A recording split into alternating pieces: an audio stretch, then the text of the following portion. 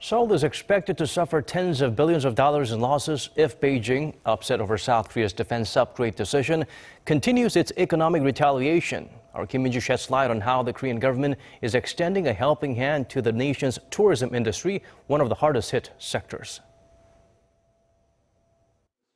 The Korean government is vowed to step up support for the country's tourism industry, which has been hit by China's apparent retaliation against the deployment of the THAAD missile defense system on the Korean peninsula.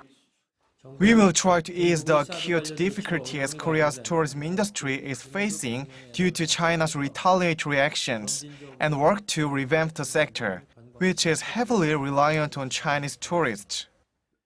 The government will set aside some $420 million in funds and guarantees for the tourism sector and provide additional support to companies that maintain their workforce instead of laying off employees. It will also work to bring in tourists from other countries by issuing electronic visas for tour groups from Southeast Asia and establishing a platform for disseminating information and promotions to attract individual tourists. The Korean economy could face losses of some $20 billion should China take further retaliatory action. The state-run Korea Development Bank pointed to the cosmetics industry, duty-free shops, and tourism as the most vulnerable sectors.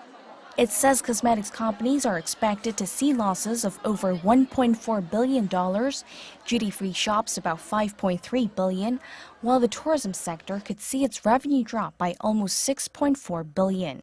Beijing has already imposed a slew of unofficial sanctions, including suspensions on Korean retail stores operating in China, getting tougher on Korean imports, and banning group tour packages to Korea.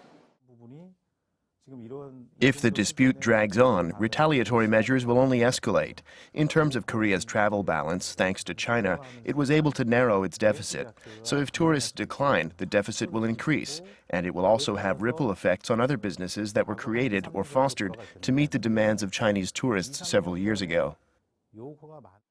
While it remains to be seen which path China decides to take, experts say given Beijing's hardline approach to Japan and Taiwan over similar disputes in the past, its retaliatory actions against Korea could continue for some time.